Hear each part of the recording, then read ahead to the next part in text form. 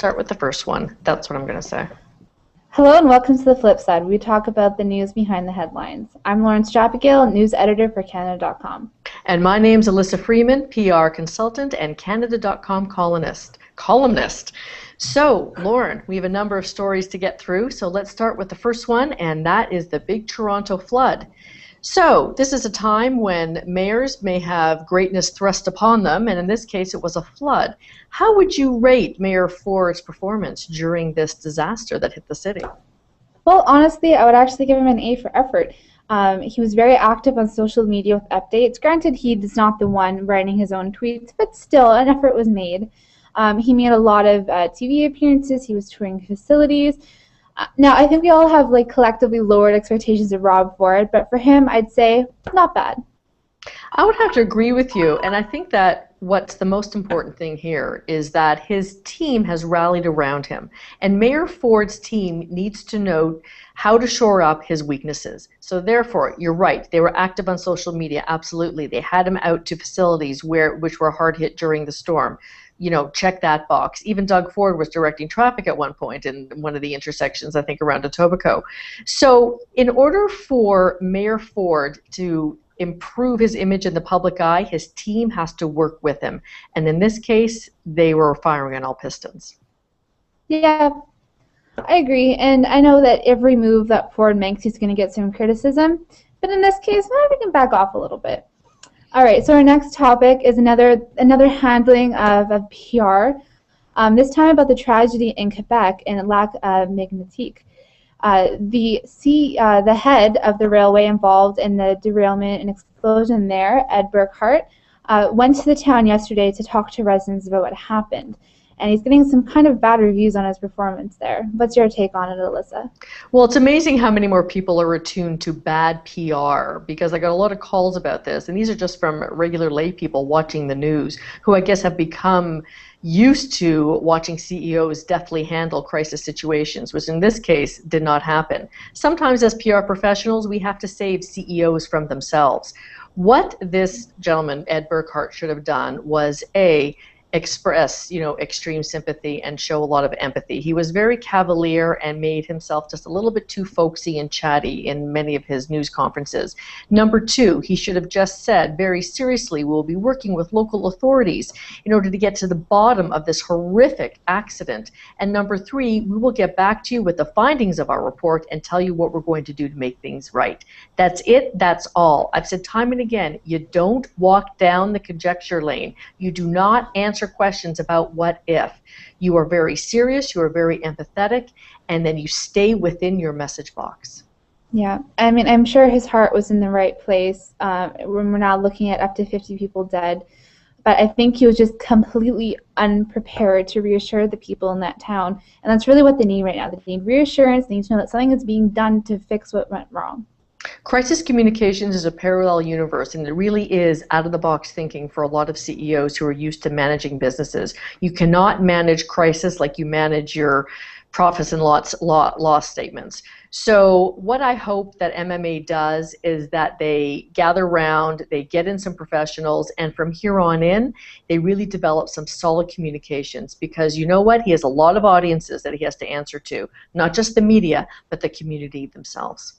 I agree. Now, for our last topic of the show, this one gets me a little riled up personally, so I'm going to let you introduce it, Alyssa. I love it when we get riled up, Lauren. Yes, it was a rip-off ad campaign that appeared in Edmonton around the University of Alberta, and it was called Don't Be That Girl. So don't be that girl that gets drunk and then makes false rape accusations to the poor men who are being accused of these things. I was appalled when I saw this. And not only that, but when I crowdsourced opinion on my Facebook page, women were basically hell-bent to get the people who took this campaign public. And what I found really interesting were the stats that you uncovered, Lauren, which really talks about what's really behind the story of false rape accusations.